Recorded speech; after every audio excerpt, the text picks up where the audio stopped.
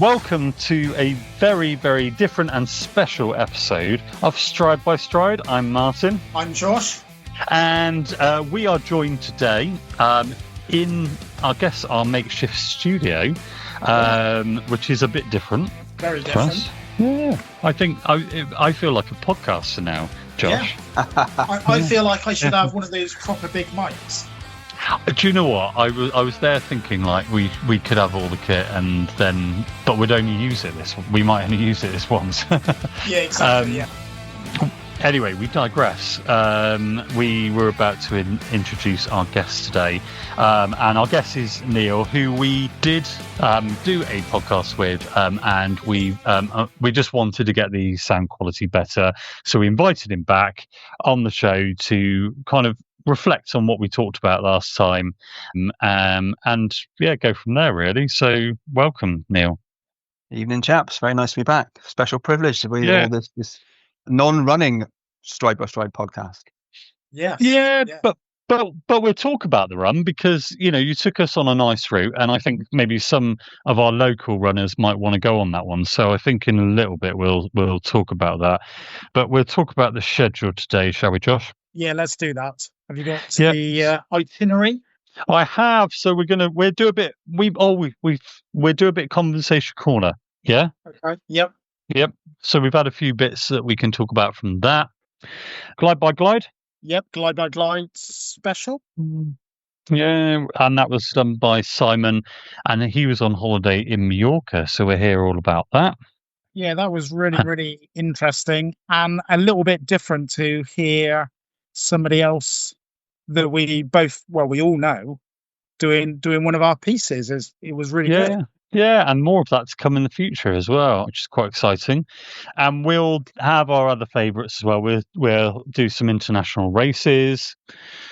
Maybe we'll do Dandy, Doington or Dozens, seeing as we've got a very... Yes, that's topical. Absolutely. I mean, one of the founders. Absolutely. It would be a choice opportunity to do that, wouldn't it? And we'll talk about our week at club, and let's also catch up with what's going on in the club championship, shall we? Yeah, absolutely. But shall we hear from the big man himself? Yeah. Less of the big. trying to lose weight. Welcome, Neil, and thank you for joining us again. And that's we really appreciate that. Last time we went out, you took us on a wonderful route, which we'll talk about a little bit more in a while. But we really wanted to get the essence of what it was like starting the club up in the first place. We just celebrated 13th birthday. Happy birthday to Emerson's Green Running Club.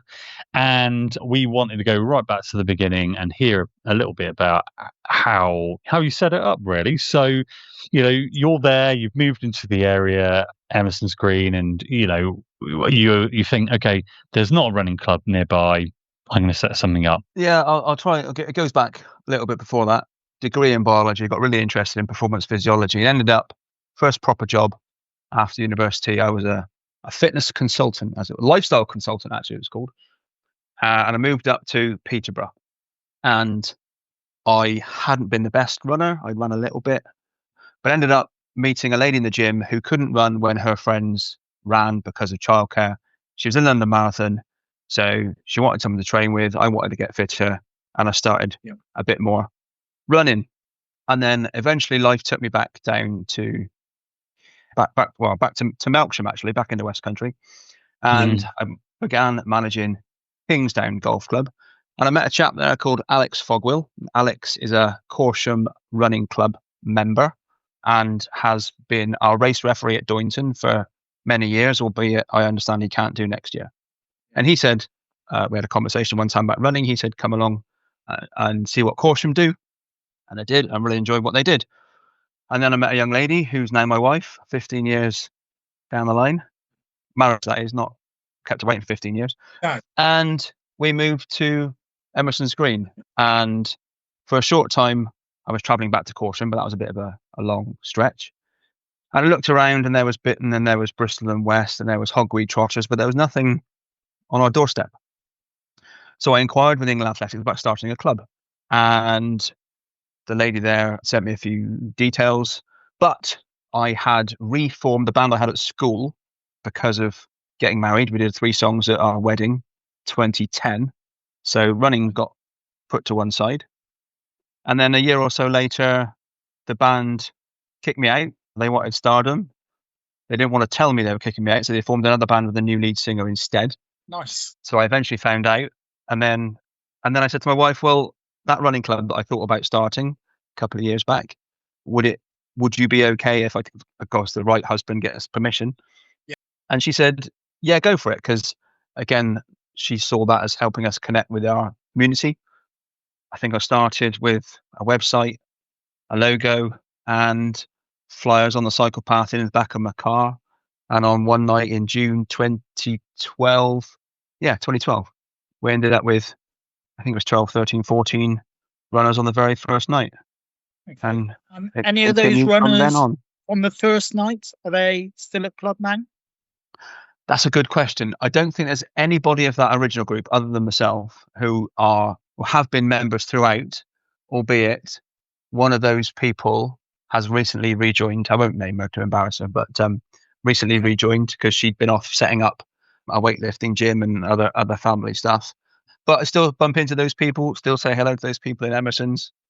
And there are quite a few that joined sort of the subsequent couple of weeks. Stephen Burge, Adrian Grimshaw, Bell, that have been with the club since not that first session, but that first couple of weeks even. Wow, amazing! And what was it like on that very first night? Do you remember what it was? Oh, crikey! Well, we did. Were you I invented nervous? bridges. No, I don't know. Yeah, nervous because I've never been one for, not then anyway, getting up in front of people and speaking. I always got nervous at meetings at work, AGMs, general meetings. But I don't know. This was a come on, guys, let's get involved. And yeah, for some reason, I gently barked some orders and they followed, and I thought this is quite nice. But we did bridges. Must have been a mixed group of ability. We survived. I think most people came back following week. Yeah, I don't remember being nervous. My wife, obviously, she did help. We did a sort of sign-in sheet, I think, and she was 7 months pregnant at the time, so she helped out a little bit. She does call herself the co-founder. Of course. She has been a member before. I'll let her have the title. It's not worth arguing about. Co-founder. And even if it's honorary, yeah. So initially, was it just the Thursday night that yeah, just Thursday. I'd taken advice from England Athletics. I think I became qualified with my run leader qualification later that year. But yeah, first night, and because things had got a little bit of momentum, people were liking what we were doing and coming back. We then had a little sort of meeting of interested parties at the Huntsman. Okay. And was it the Huntsman? What's the one in Syston? Horseshoe. That one, the Horseshoe, not the that's it. Yeah. A little meeting there in the garden of interested parties, and we said, look, if we're going to do this, we do it properly. And the nod was yes. So then we pulled a constitution together, again with England Athletics assistance, and made the club formal, but it was soon after, I forget exactly, forgive me if I've lost a year, those that run on Mondays, but within 6 months, or at least within 18 months, there was an understanding that we couldn't cope with the range of abilities on a Thursday, I beg your pardon. And so Monday came into being. And then wouldn't have been an awful lot longer later when there were groups of runners meeting casually on a Tuesday.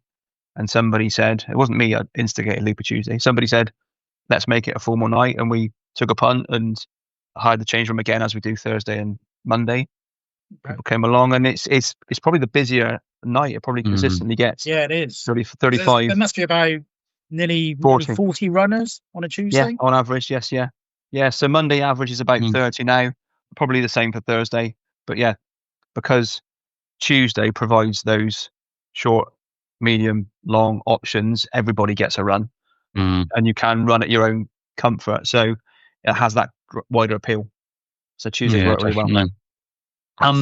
Just thinking about that first session that you did, that bridges session, I'm just wondering where the inspiration came from. That was Did that come from you sort of going around in the local area and thought, actually, okay, there's the cycle track's got regular bridges. This would make a really good speed play session, or had you adopted that from somewhere else?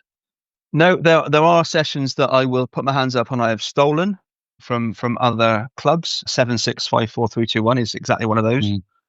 But bridges, I'll take that. It's my invention. Of course, I was, learning a bit about fartlek and stamina and endurance and stuff. And I wanted something on that first night. Well, again, we'll talk about the sort of the main ethos of Thursday in a minute, if you wish. But I wanted something that kept runners together. Yeah.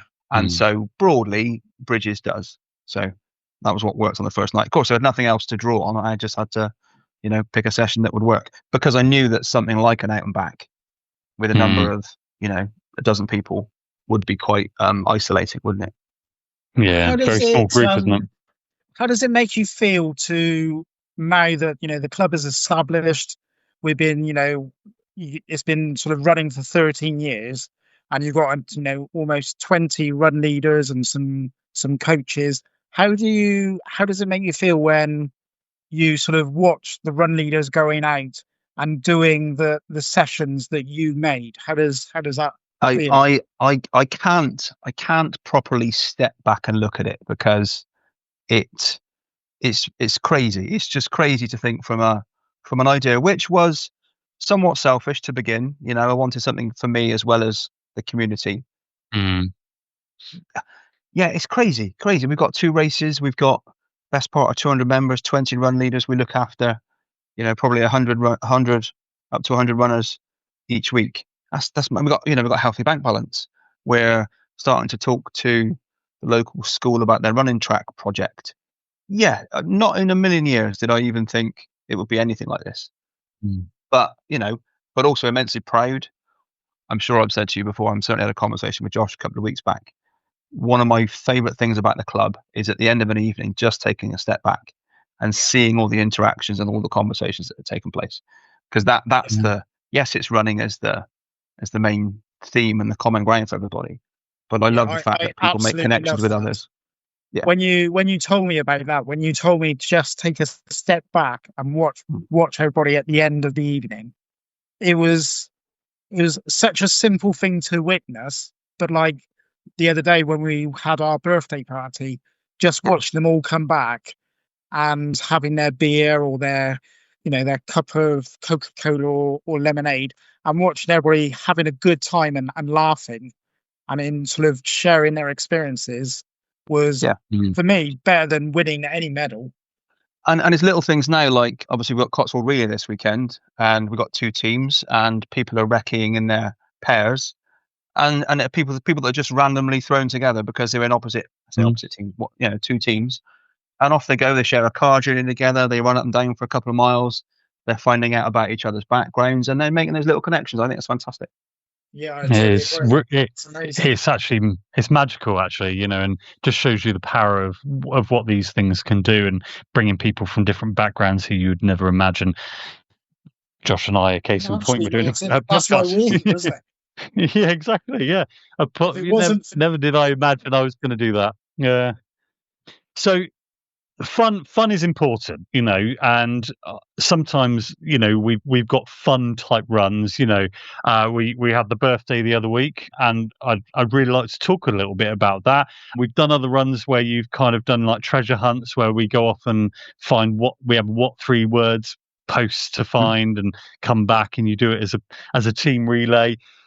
Those fun events just kind of really just kind of like gel people together, don't they? Where it's not all about, like, okay, right, the grind of doing the sessions, which are also really good and appealing for many reasons, but there's that downtime, isn't there? That recuperation, that connection, all that sort of stuff, which is fantastic. So I was going somewhere with that one, and it was to talk about the birthday party. So it was a scavenger hunt, and I thought it was fantastic. Where did that idea come from? We've done something many years ago, and it was in the winter because the photographs that exist somewhere, they're all in the darkness. But Josh and I sort of identified that we want to do something different, fun, and we started exchanging ideas about what we could do. And then we ended up on this photo competition and realized that for the most part, people carry smartphones. So then we were thinking about what photographs could we take. We were lucky that we had evenly balanced teams on the night, 32 people, wasn't it? So 4/8. And everybody got an envelope at the start of the evening and were challenged to take a number of photographs, for which they had to wear their birthday hats, which were provided. And they had to take a photograph of themselves as a group, i.e. you've got to get a member of the public or somebody else to take the photograph for you. That was just a silly addition so that people are tapping people on the shoulders so that they can embarrass themselves a little bit. Can you take a photograph of us upside down or whatever, or, with somebody wearing a uniform? There was a couple of things with bonus points. Nice to see some people on a bus, which was one of the challenges. But what was pleasing something in the dark. Well, yeah, with the bus one, I was absolutely desperate for Trish to be on duty, but nowhere. It would have been really nice to see, like, hey Trish, let's on your bus. All these Emerson's green runners coming towards, and she was like, right, I'm going to be late. But it was great, wasn't it? It was really good fun. And you said to me, you said to us both actually, Neil, about just seeing people in a different light, didn't you? They were talking about Dave, weren't you? Oh, I've never seen Dave laugh so much. He's always a smiley guy, but he came back to the club afterwards, and he was recalling to us, me and a couple of others around, the fact that he'd gone into his downstairs bathroom, turned the lights off, and asked his wife to come in to take a photograph of them in the dark. And he was just in tears as he was recalling it. It was so funny. But also, there's a new lady. She's been along a couple of times as a guest. Now she's a member, Mary. Yeah, Mary. I think it was her second night with the club, and she was sort of thrust right into it.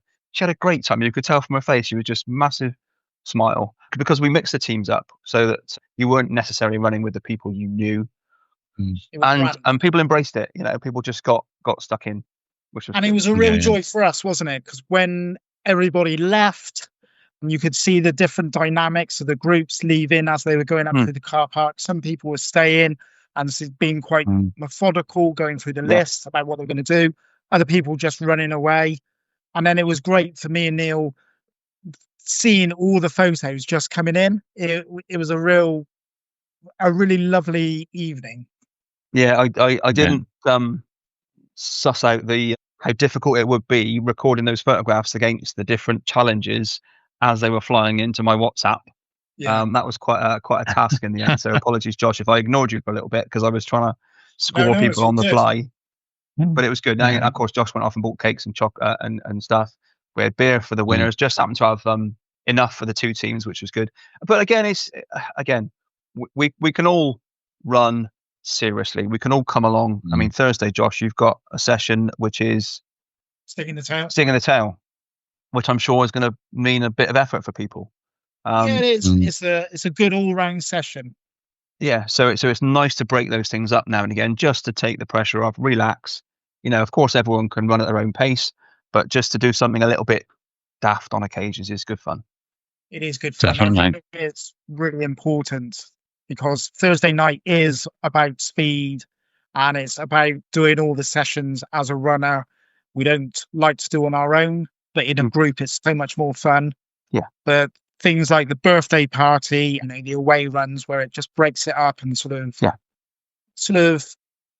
engages more people about what the club's about, I suppose, and what would and just noting there, sorry Josh, the away run where Josh and I are planning our first away run of the year.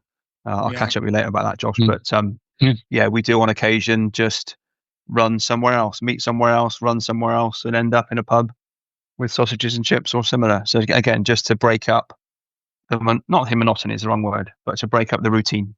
Exactly, yeah. And it's nice to have that celebration, isn't it? It gives something back to everyone, including you as like the organisers of those events. It's the gift that gives to everyone. Just thinking about our feature, actually. First feature that we're going to talk about is Conversation Corner.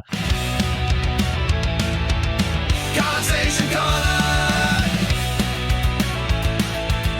Conversation Corner. Conversation Corner. Conversation Corner.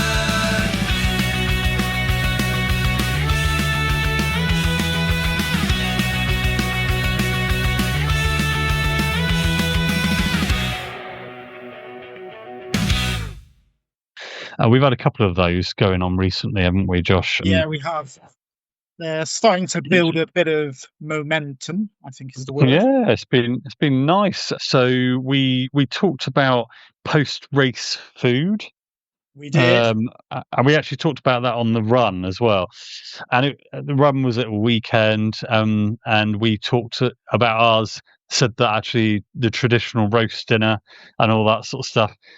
Midweek, you probably would just go for some like burger or chips or something like that. I would just say it's so moody, isn't it? Like after a race, just what you feel on the day, what effort you're putting in. We had some people that said that they like curry. Some people like Two Chinese. people said they like curry. Some people said they like chips.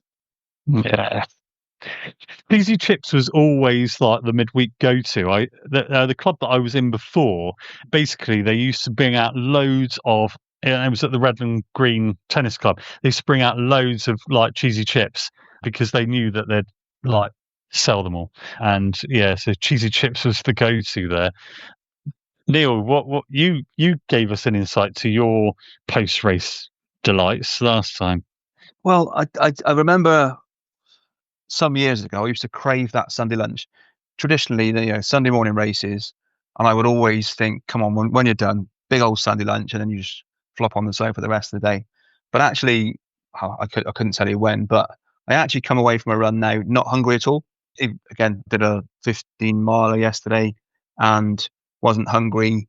I think I got a little bit peckish before normal tea time, and I probably sort of continued to graze after tea. I need the calories, of course, replace what you've lost. So that was yesterday. But no, immediately, if I'm going to go anywhere, crisps for my vice anyway. But crisps post run, ready salted, lovely. Thank you very much. I was about to say flavour. What's your flavour of choice? Yeah, I'd sometimes kill for like a cheese and onion and crisps and like a shandy or something like that. Just to big quench shandy, your cold thirst. shandy. Yeah. Oh yeah, it's the best on a hot day as well. Josh, what's your kind of poison and rub? Not really. After a run, if it's a big run, then I don't really eat. I'm not. I don't know. I'm just not able to eat at the moment. I'm sure as my running career changes, that will change. And it's usually the next day. Whatever's in the house, I feel I can eat everything. You really need the calories by then, don't you? Yeah. We also asked last week about music when you run. Now you asked me about this on the second podcast, didn't you, Josh? And said, like you're a big rocker, Martin. What music do you like to listen to? And I don't often, but when I do, rock's my go-to. And we had a few songs come back. I can't remember what they were. Someone loves a bit of Kiss when they're out running. They said, "I was made for loving you," so they love a bit of disco Kiss. Is one of the ones that came back. Simon, who we're going to hear from in a bit, what did he say? He said he loves a bit of. He said, he's got a bit of everything. He says a bit of Billy Ocean, bit of Offspring, and a lot in between. Andre loves a bit of Nature's soundtrack. Fair enough. Just likes to hear his feet, doesn't he? That's not you, Neil, but another Neil. Neil's running journey depends on the run, to be honest. If it's with friends, then nothing. If it's a long solo, then I'll start with a podcast. Good answer. And end with something lifting. Oh, and then it goes down. Neil, what's yours? So a couple of things there. I used to run with music a lot, and then I had a massive phase where I didn't run at all with music. And then probably the last year or so, I've picked music back up again. Not for racing purposes, but just, I don't know, distraction. I love music anyway. So, and when I did my long run yesterday, I was listening to a couple of albums by Morgan Wallen, who is one of my country music, whoever I follow. Idols. So that was good. Yeah. But mention of your podcast, and I'm sure I've relayed this to Josh. When I did the Marlborough Downs 33 a couple of months back, which you guys did the 20, I did catch up on my unlistened podcasts stride by stride. It must have been 2 or 3 at least, and it was brilliant to run with them because it was just like having you guys there next to me. It was Yeah. really, Yeah. it was exactly the motivation I needed at exactly the right time. So fantastic. Job Race. It was done. really good. Thank you. Yeah. Excellent. That's what it was all about. This one might feel different. What we should do is we should just do like some coconuts in the background. I've got so some it sounds coconuts. like, Oh, not Yeah, right, we that's can what we do. Yeah. That's Conversation Corner for today. Conversation corner. Conversation corner. Conversation corner. Conversation corner.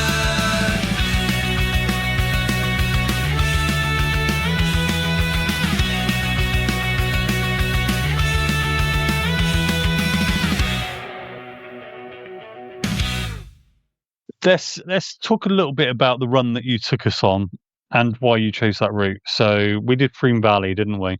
Which is kind of runs between Old Sudbury and then runs all the way to East. No, it goes all the way to Castle Park, doesn't it? Right, That's in Bristol town. But we joined at the kind of Winterbourne section. Yep. So why did we go on that route? So I moved to Winterbourne last year, and I'm in the process of exploring all the footpaths and stuff. Obviously, 13 years of Emerson's. I know most of them where they all connect. So I'm exploring still, and it was nice to sort of try and plan a little route as we did. I think we did 6 just over in the end. Yep. And that bit of the Froome Valley Walkway there is at the bottom of Mill Road, a little car park there, which is on the Green Man route. We met there and toddled off, and it's just nature on your doorstep, isn't it? I picked that particularly because we were doing the podcast, because the paths were generally a bit wider. The run itself was kind of easy going as far as hills and stuff, and even going round under French Common. I remember you saying that you ran past a pond which you didn't know was there. Yeah, that's right. I did risk everyone's life by taking us back across the ring road, but the roadworks have meant that crossing place isn't in the right place. And then just sort of, it's nice to connect the dots, isn't it? And sort of know that footpath comes out of there. So the Froome Valley Walkway, familiar territory. I'm on it quite often now, even though bits of it are a bit boring. It's nice to get off road, and I always find running by the river or the sea really nice. I can't tell you why. I don't believe in horoscopes. I'm a Pisces. Maybe it's my affinity with water, but running near water or around a lake. Yeah, coastal paths, bring it on. Coastal path, even with all the steps on the coastal path. Yeah. So, what would be your go-to race, like coastal path race? Have you got like a bucket list of something that you'd love to do? I'd love to do. I don't know. There are some on the Cornish footpath. I've done bits of it in different places. What's that footpath called there? The Jurassic path, isn't it? Like the southwest coast path. The southwest. You got the Dorset part, haven't you? And then the lower part. Yeah, I've done bits and pieces. Don't want to do the arc then. I've looked at it, but I think that time is past. But my bit is a bit further across. Grizzly, that's one of my favourite races. That isn't so much coast path. There is a bit of it, and there's a bit of shingle beach running, which is hellish. But you can't beat a coast path. I've done the Isle of Wight coastal path. I've done the Isle of Man coast path. So there is something about coast paths. Yeah, maybe I should look at the arc again. Yeah, well, or classic quarter if you don't want to go so far. That's also down there, isn't it? And I like a coastal path as well, because you get like awesome cliffs, and you get like some good ascent, you get some good descent, you get loads of fresh air generally. And if you're kind of doing it on your own and you haven't got any aid stations, there's always a decent ice cream shop that you can find at some stage. Yeah. But they can be beastly, because obviously you can have a lovely descents, and then you got that climb up again on the next. But you're almost constantly up and down. You might get little reprieves on the top. But and of course the scenery, and the inlets and the beaches, and fantastic. Yeah, it's good. Right. I think probably because we're talking about the beach and we're talking about the coast and the sea and all that sort of stuff, I think what we'll do is we're here Glide now. Glide by, stride by stride. Run through the sand, let your worries subside. The sea whispers loud, the sun beating down. Glide by, glide from stride by stride. Hola, buenos dias. It's 6:45 in the morning in Can Picafor, Mallorca. That's up on the northeast side. Beautiful little resort. Obviously something wrong with me because I'm going out for a run.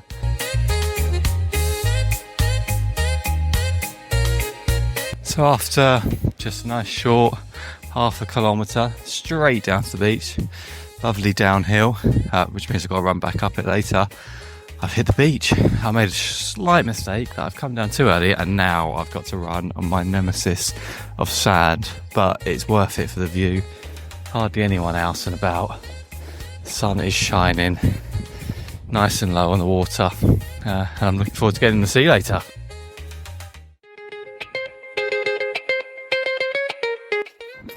So I found a little coastal path. I'm going to give it a go. It does mean it's across a little bit of sand and it looks a little bit rocky. I haven't got my trail shoes on.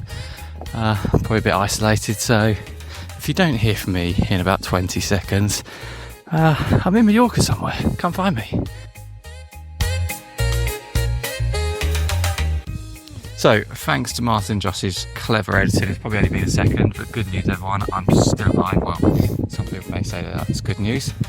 I mean, it was the right choice to take this little path. I am completely on my own on a little peninsula somewhere between Picafor and I think it's Porto Cristo, the next one along, might be something like that. But I found this the Sunrail Necropolis, so little ruins, absolutely amazing. It's only really the foundations left, but still just brilliant. Supposedly it's the most important site in archaeological rich area and one of the most emblematic in Balearic archaeology. So don't go off the beaten track, you don't find things like this. Still hoping to see some dolphins at some point, so I'll report in a few more kilometres.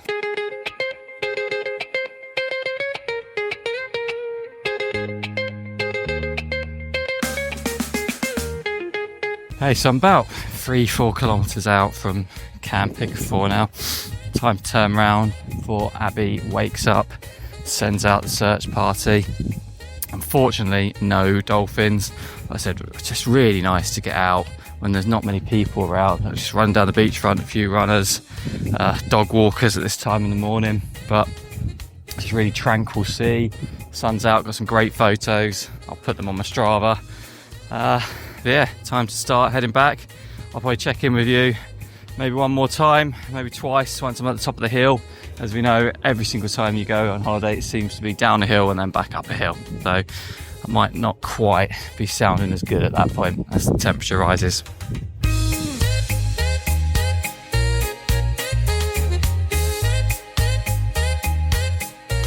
And there we go, up the top of the hill, back to the hotel. Oh, it's been a pleasure sharing my very boring story with you this morning. But I said one thing I take away from this is, it's just nice to get out and get down to the beachfront and along the water while it's quiet and peaceful. So I recommend it massively when you're on a holiday. Anyway, everyone, have a good time and adios amigos.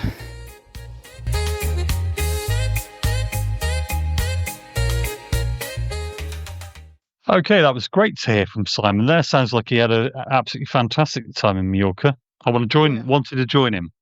Yeah, definitely. He does sound a little bit different. I think He he's a little does, bit yeah. nervous. I think he was, but also he did take it with the frivolity that it was intended. But if you are going away on holiday and you want to record something for us, then record it and then message us afterwards and find out how you can send it to us, and we'll do the rest of the work. It'd be great to hear from you. Yeah, and actually, on the back of that, I'd also like to talk about our international race while we're talking about stuff overseas, because that would make a good position. So this week's race that I found, well, it's on July the 19th, so it's in a couple of weeks' time, and it is for our listeners in Virginia. This is labelled as a 50k, and it's called, bear with me, Catherine's Fat Ass, okay, or ass as it's probably pronounced. It is actually a 29. I think, not me. Yeah, that's all right. I'm quoting, and it will all make sense in a moment, I think. But it's a 29.1 mile. It's labelled as 50k. They say it's actually 29.1 miles, 50k very-ish. 5,700 feet of ascent, so it's knobbly, and it's named after a smelting furnace in the local area called Catherine's Furnace, but it was known by the miners or the workers or the blacksmiths or whoever was using the furnace as Catherine's Fat Ass. So that's where it comes from. The big thing to say about this is from the website is that they've got an absolutely incredible after party. So that's the there is a medal, but everyone talks about the party. Apparently it's awesome. So if you are in that area, I don't know where in Virginia it is. I should have looked that one up. But if you are in Virginia and you are willing to travel to go to Catherine's Fat Ass on the July 19th, 29.1 miles, there is still some places available for that. Send us a photo on our Instagram page so we can see you with your medal and at the party. At the party, I want videos of the party. I need proof that this is really good, but everyone raves about it. Neil, have you ever done an international race? Oh, I don't think I have. No. Does Wales count? I've done St David's Marathon. No. How strange is that? No, never. If you had to choose one, like, that was maybe one that was attainable and maybe one that would be like in your wildest dreams, what would it be? I have Googled once or twice Marathon des Sables. I don't think I'd be able to get the training in. And that's the wildest dreams one. I long for, because I always take the trainers on holiday, and my excuse is to my family is that, look, I can go and explore the area, and then if there's anything good, you can go back there. Nice. So I'd love to sort of find a holiday that coincides with a race, but obviously the holiday booking comes first, and the race would be coincidental to that. So as it comes, I'm happy to run anywhere. Nice. Good. It's a good way to go. So we talked a little bit about the fun side of the club, and we talked about how you set everything up. And, when you were kind of doing all of the kind of setup work with England Athletics, was it quite an easy process, or were there some sort of challenges that you had to overcome, and how did you overcome those, I guess? I don't recall it being too difficult. Obviously, it's a non-profit making organisation, so setting up a bank account was straightforward. A couple of signatories. Constituting was straightforward, just making sure we had everything defined. And our first AGM, I think, would have been January 2013 to make it all official, because obviously members have voting rights ultimately, and they're the ones that are going to vote in the committees. I don't recall that being too onerous at all. A couple of exchanges with England Athletics in terms of, because they have to approve your constitution ultimately. But no, and this is probably a good point to thank everybody that's been involved in the club so far, because yes, I might have pushed the ball over the edge of the hill, but it's contributions from run leaders, race organisers, committee, etc. There's so many people that have played a part in getting the club to where it is. So yes, I simply just pushed the ball on the hill and it rolled down. Wow. So it is amazing. Yeah, don't think too much about it, because it's just weird. Yeah, and if you had to go back and do it all again, would you do anything different, or do you think you've struck the right tone? Like that actually got it bang on.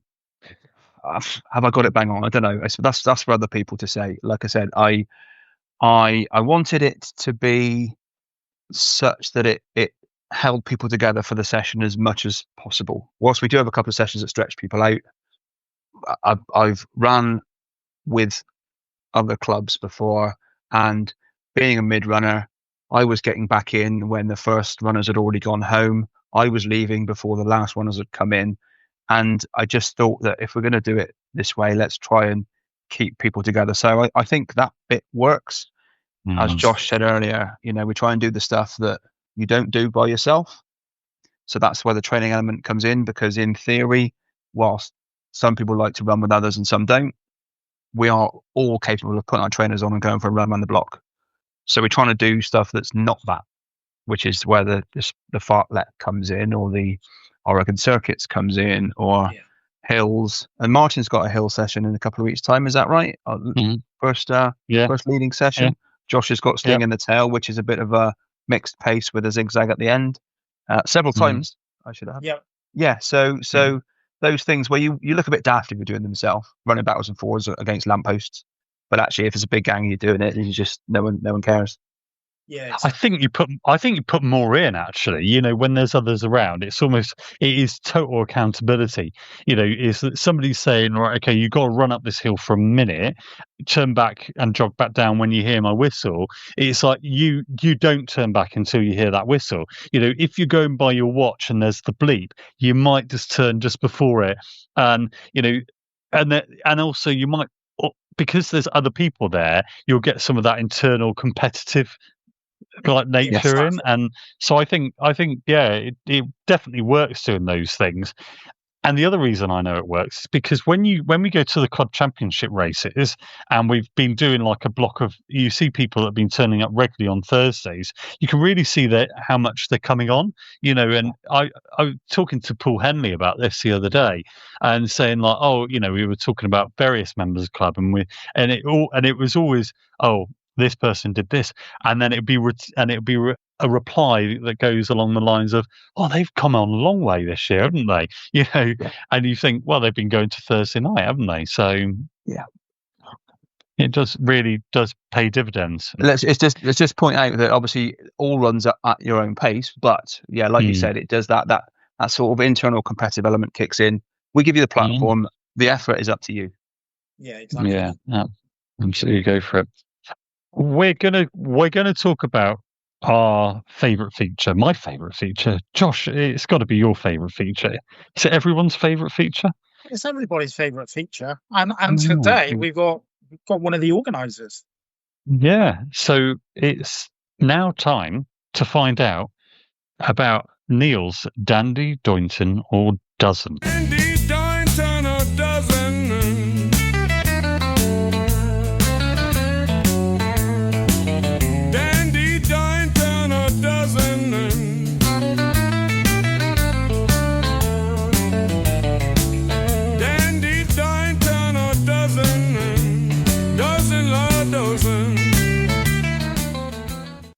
The Dandy, Doynton or Dozen. This feature asks our guests to rate which they believe is the hardest. Now, this is about the effort that you put in. It's about perhaps maybe the terrain, whether the amount of hills that you have to traverse. What the difficulty could be how technical the footing is, all that sort of stuff. So we ask individuals to choose between the Keynsham Dandy, the Doynton hard half, or the Dursley Dozen. So, Neil, over to you as the founder, and then we'll talk a bit more about how you founded the race afterwards. Well, let me qualify first of all each of those, because they could all easily feature first. The Dursley Dozen I must have done 15 times now. It's been one of my go-to races in February. Stinky hill at the start, lovely descent at the end. I can almost let go and pound my knees all the way down to the finish. Keynsham Dandy is my hometown, so I know the Chew. I know Compton Dando, regularly cycle up there, went fishing up that way as a kid. And of course, Doynton, in driving through Doynton and running around Doynton, I managed to find what I thought was a nice route for a run, and then tapped Pete on the shoulder and say, hey, how do you fancy leading this for us?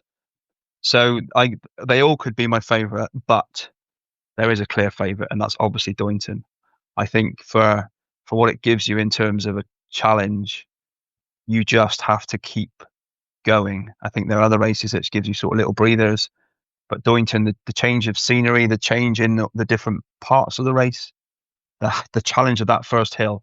I mentioned the Dursley Hill, which is a short, steep climb. Well, it's a long climb up to the golf club, but I still think that mile to the top of Tog Hill Lane is a stinker. Yeah. Can be a bit mushy underfoot, a bit rocky, and you just and as you climb, it gets steeper. It's a real stinker, real men from the boys stuff, that is. Mm. So yeah. So your favorite and your hardest race is the Doynton Hard. It's as somebody else described once, and we don't use this in our marketing, but I'll use it here: the Sodbury Slug on steroids. Yeah, it's got those extra bits. It's unforgiving, and it's tough. And again, if you think that the wind can be in your face, it could be cold. Yeah, it's a proper stinker. If you like that sort of thing, and I do. And last time you told us a really interesting fact in the fact that Doynton as a village is about 2 or 3 degrees colder than most of the surrounding area. That's just based on me driving through it to and from work. I would always find that the snow there is the last to clear. It gets the weather that nobody else gets. I just, when you little temperature gauge in the car, it would always seem to drop a couple of degrees as you go through the village. It's fascinating, isn't it? And then also that just creates another hazard as well, doesn't it? If it's colder there, it might be wetter there as well. And given the fact that you have to go through some rivers, that's good fun, isn't it? So it's very good fun. We put rivers in we keep trying to find new rivers or reasons to keep you in the river. It'll be a duathlon one day. Yeah, because it's tough. You get your feet cold. There was an element, again, it's not on the route anymore, where you had to run through the river. You literally 10 steps in the field, then you cross back across the very same river. We called it Splash and Dash, and we just made you run that bit because we wanted to. Right. Everyone loves that, don't they? It's like I remember my first marathon was Newport Marathon, and it was the second year that they'd ever run it. And at that time, you used to go down a road just to go to. They've got like the old crane that goes across the river there, the freight crane that move things across. You go to the end of it, and then you go all the way back. And it was. I thought, you're just making up your like half a mile here just to do that, and it was just insulting, But I'd probably prefer a river, go just dashing through the river, because at least you can kind of see the reason you've done it, because it's plain, isn't it? Plain sight. I suppose it's a bit like actually, that's the thing that I've heard people say about Doynton, is say that it's more honest in terms of the hazards that it puts on there, compared to Sodbury Slog, which can feel a little bit contrived at times. Like you have to go through like a trough, don't you? And you've got to go through some sheep dip and all that sort of stuff. Those bits seem a little bit more contrived, as opposed to going across the Sudbury Common, where you're actually going through the marshes and stuff. And at Doynton, it feels quite natural, to go through those hazards, because you're moving in a direction.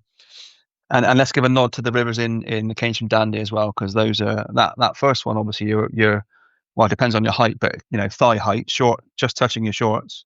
For me, almost 6 foot. That's waist height for others. Yeah, and that little splashy bit as you come back down through. Yeah, and it's cold again. It's really cold, yeah. Very, very cold. So thank you, Neil. That is our Dandy, Doynton, or dozen for today.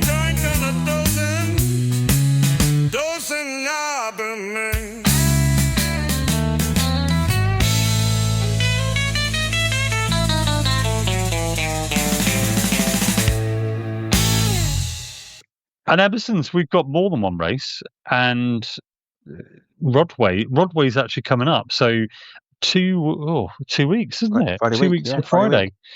And I was kind of fascinated last time we went out, because she told us I thought that was one that we instigated, but you said that actually it was a resurrected race by Emerson. So, Well, sort of. So one of our early joiners to the club would have been, I guess, 2012, because he would have been helpful in terms of constituting the club and advice. A chap called Gordon Robbins used to run with Bitten Road Runners.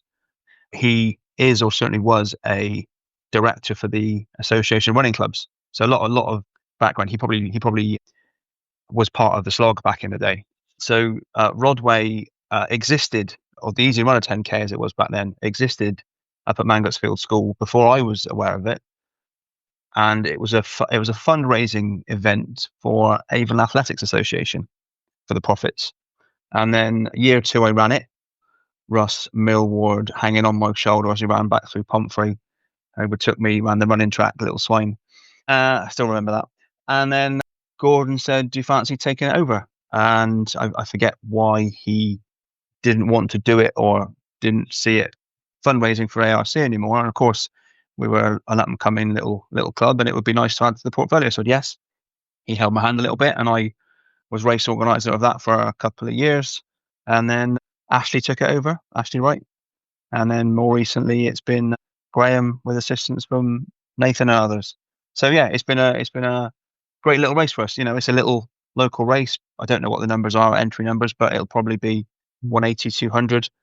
Moved from March when it was originally, because it was a bit too close to Doynton to ask for volunteers yet again on the back of Doynton. So we pushed it, and it's now sort of got its place as a early summer Friday evening race. Up and down the cycle path, a bit sweaty, and there's a pub just down the road after to rehydrate. Yeah, it's great.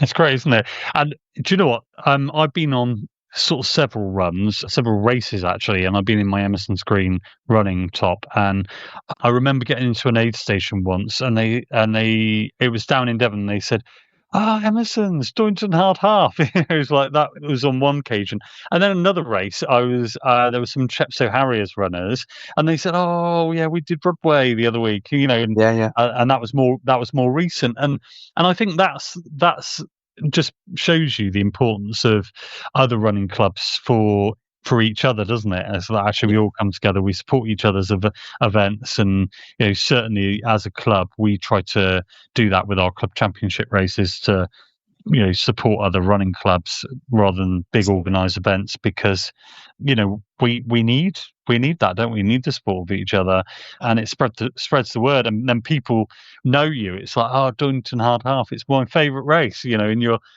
in Devon, it's not great, even local, and it travels around. I love Josh, that. have you done Broadway, Josh? I've done it once. I did it 3 years ago, and I really hurt my leg. I haven't run it since. I've always volunteered. Right. But it's volunteering this time? I've never done it. You've never done it? I've never done it. No, Entries are still open? I'm I've volunteered. I hate 10Ks, Neil. As everyone can attest, it's like my wife said, we did the beer and banger, which we'll talk about in a moment. But we did the Nailsy beer and banger on Friday, and I got home, and Lucy said, "How was it?" And I said, "Oh, no, it's a 10K. So that bad, eh?" Yeah, it was that bad. But yeah, so Rodway's a good addition, and it gets people talking, and like 200 places, isn't it, Neil? Something like that. Yeah, something like that. There isn't a maximum that we reach. Right. Yeah, about 200 runners, and of course, let's mention the fact that they are homemade medals, and we plant lots of trees. And I think as a result of last year's race, our total tree planting hit over 1,000. Well, 1,000 trees was the stereophonic song which Graham used on our social media. So yeah, really good. Yeah, that's great, isn't it? So I just very briefly mentioned Nailsy Beer and Banger, which gives us an opportunity to catch up with the club championships. And the Nailsy Beer and Banger was the most recent edition. I think that was race number 7 in our 16 race series this year. And it's Nailsy Beer and Banger is a 10K-ish race, so it didn't count in our bonus point calculations because it was a rough measurement. I think mine came out just so under, someone had it over, but they actually advertise as 10k-ish, so we can't really include that as an official race in that respect. But it was, in terms of event, it was well organised, I thought, Josh. Yeah. It was a very warm evening. It was all of the warm. It was all of the warm. Started on the grass, and it was a little bit of a tail to the loop, and then you did 2 loops, and then the tail back to the rugby club. A bit of a drag at the end when you got to the field, which there was a bit of overtaking going on on the home straight. But there was good turnout. I think there was 15 from club who turned up, which is pretty good. And I looked at the team results. We were second male team, so that's not bad, is it? That's because we had a blanket finish. It was me, Jason, and Dave Webb all in a row. Well, not all in a row, but one after the other. And unfortunately, we missed out to Westby Harriers, but never mind. I still think that's pretty good. Consistency wins, you see. So that's the most recent round. I think Jo Bereza was first female finisher for the club. Brilliant. About 42 minutes. I was first male finisher for the club in 39:50 or something like that, which was a grind. It was a grind, but everyone said, like, the looks on people's faces were like, let's not put this one. This is so hard. Don't put this one on the race calendar. And then Julia afterwards said to me, "Oh, that's not too bad, actually." Should at the time. So the endorphins had clearly kicked in by then. Yeah, it was good. Next round is Magor 10K, 28th of July, and that is incredibly fast. I've heard. Super flat, not even a bump in the road. I think it runs round part of the far end of where the Newport Marathon used to go. So Newport Marathon used to come all the way out to Magor and go through the village, and I think it runs on that section of it. And there's Newport Marathon's flat as a pancake, so that should, we'll see what that does. I reckon we might get some more PBs. Okay, brilliant. If it's not too warm. That's the main thing, isn't it? Fine. What happened at club last week, gents? What out and back did we have? Out and back. But I just picked a different start finish point, and we ended up, coincidentally, our start finish point was the top of the zigzag. So they're going to love you, Josh, this week when we go back and visit again. Yeah, they will. But out towards Westerly, and again, I just extra effort going. Your negative split. 20 minutes out, 19 back. And then just our 19 back happened to end up the zigzag onto Mangorsfield at Rugby Common. So, a bit of a toughie. But everyone did it. Everyone was great, pushing at the end, just grinding out that last couple of zigs and zags. You probably want to float a bit when you're coming down the ring road path, don't you? So that you've got plenty of zip for that last section. Yeah. Nice. And I went to Tuesday, and it was Turner's Farm on Tuesday last week, and I led the medium group first time. So that was my first run leader session, and that was fine. That was good fun. They were very well behaved, as I described them. Lots of looping back. It's on the tin. So they did what was said on the tin. Good turnout. Actually, busy night on that one.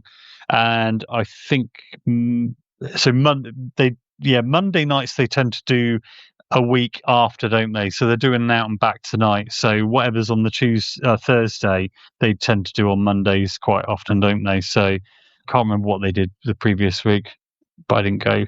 It was the time trial the week before, though. That's right. Which is worth talking about because the time trial is excellent. Where did that idea come? The friendly mile come from, Neil? Again, I think hopefully this isn't miscrediting. I think it was Deb's idea because we wanted something whilst we had club championship and rewarding people for their sort of efforts across the year. We wanted something that demonstrated progress. We talked about progress earlier. And we thought the best way to do that is measure your mile time and then measure it a couple of times later as the year progresses to see if we can demonstrate people's improvement. So I think it's sort of 50-50 whether it's from the Mangotsfield station to the underpass or the other way. Some people do say it's quicker one way, but obviously elevation doesn't change a great deal. But yeah, it's usually a good team that lead it, run it, put some pacers on as well.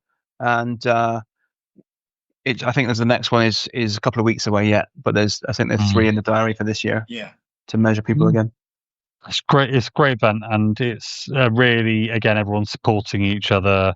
Got the paces, and actually, it's that's good fun as well. I love pacing the friendly mile. Yeah. And there is a top and tail. There is a little sort of jog out and a jog back, so it's not just a straight mile on the session. They do make it a bigger session than it is, but the friendly mile bit is right in the centre. Yeah, absolutely. Yeah, front and centre. They really like showcasing it, and so we had paces at 8 minute, 9 minute, 10 minute, and 11 minute. I was 8 minutes and did it in 8 minutes. Paul Griffiths was 9 minutes. I found out. Didn't say that last time we talked about it, but Paul Griffiths was 9 minutes and did it in 8:22. Yeah. he actually said he was the worst pacer ever. And then Matt Bessel did 10 minutes and did it in about just over 10 minutes, I think. And then Julia Edwards did 11 minutes, pretty much bang on the money, 11:02. So again, pretty good pacing across the board there. And everyone was like really supporting each other. It's a good night. I like it. I like going back for that one. So we're getting towards the end of our time now, Neil, and I suppose it's probably a good point to ask you where you see the future of Emerson's Green Running Club. Yeah, there's never been much design to it, if I'm honest. We've looked at on occasions, and I've sort of looked at what the nice to haves are. There are staff changes at Pomfrey, so obviously we're watching to see if they continue to be as nice to us as they have been for the years. There's no reason why not, but obviously because I think we're quite an important part of their portfolio in terms of our regular hire and obviously social and just bodies on the ground looking after the place. No real design, more of the same, keeping some interest up, but would like to see Sunday socials get off the ground. We've done a few sort of formal ones, a few informal ones. Be nice that we had a regular Sunday meet in the diary. That would be really beneficial, I think. I think a lot of people would go for that.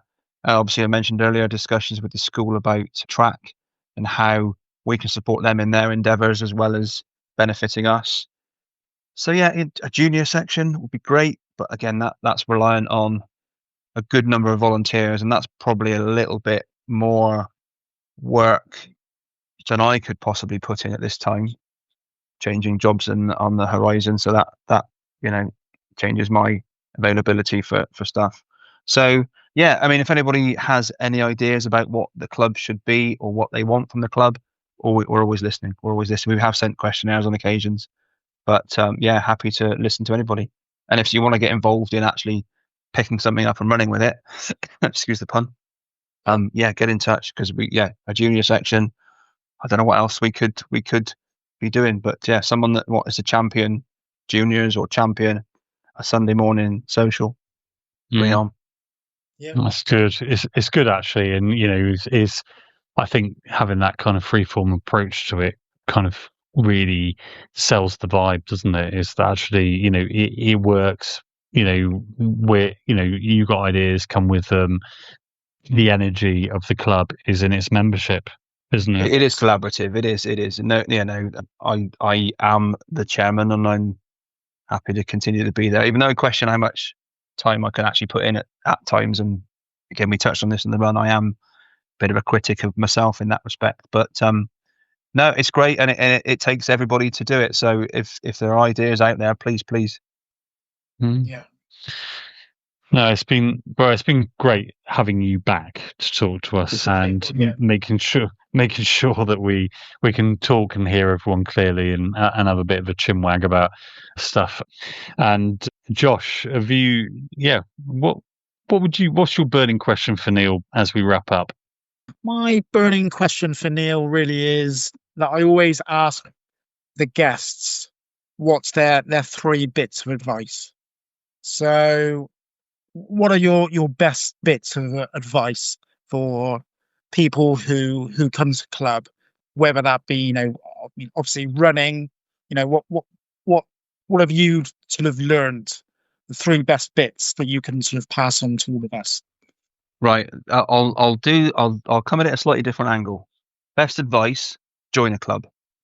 I think that clubs are a great platform, not just for expanding on your running knowledge and your making those sort of fitness gains, but that those connections you make, that social interaction you get, the knowledge, the opportunities that they present to you. Advice: join a club. Secondly, get involved. Once you're in the club, take part in stuff. Step outside your comfort zone a little bit. Go on the longer run. Step into the higher group.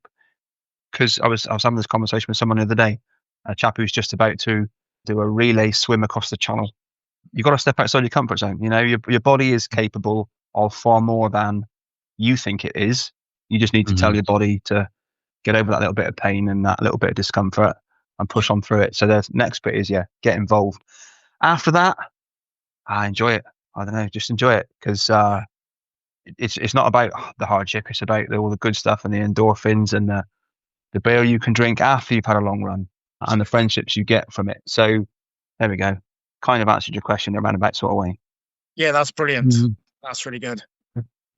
It's really good. And just really great advice for anyone. I think, often we can lose sight when we're working hard towards our goals about the fun side of things. And I think rewarding yourself with the fun parts is important, isn't it? Yeah. Hopefully Emerson's can do that. Yeah. If people want to get involved and find us and come down, what should they do, Neil? Find the website first of all, which is soon to get a reworking. There's elements there which are a bit tired and dated, but www.emersonsgreenrunningclub.co.uk, and the club's email address is on there, info@emersonsgreenrunningclub.co.uk. Get in touch. We've got a Facebook page. We're not very active on that because we're very active on our members' Facebook page. Got to be a member to join on that one. Team EGRC. Message me, get in touch. You'll find me somewhere. Just Google, internet, whatever, AI. Do whatever you need to do. Knock on the door. Come and say hello. Get involved. Speak to me and Martin. Send us a message, and we can just take a referral fee. I'm joking, but we can also, you can find detail on our details on the races as well. Again, the Doynton Hard Half, which is generally end of January, beginning of February, and then we've got Robway 10K, which is in July. So you can find those races, details on those races, and how to get involved. Come along, try us out. Neil, it's been brilliant actually talking to you and finding out all about the club. And perhaps maybe in the future we'll, just to see how things have grown, we'll get you back. Well, and I'm going to take this opportunity to thank you guys. I think what you've provided in this Stride by Stride, this is something that was your idea. You picked it up, again, to give the pun, you ran with it. And this has provided another thing for the club. I know it's not necessarily a club thing, although it is and it isn't. This is great for the clubs. You're spreading the word of what we do and running, just outside the community. So thank you guys. Fantastic. Yeah, well, thank you. We'll call it a day there, Josh. It's been brilliant. So you've been listening to Stride by Stride. I've been Martin. I've been Josh. And we'll catch up with you very soon.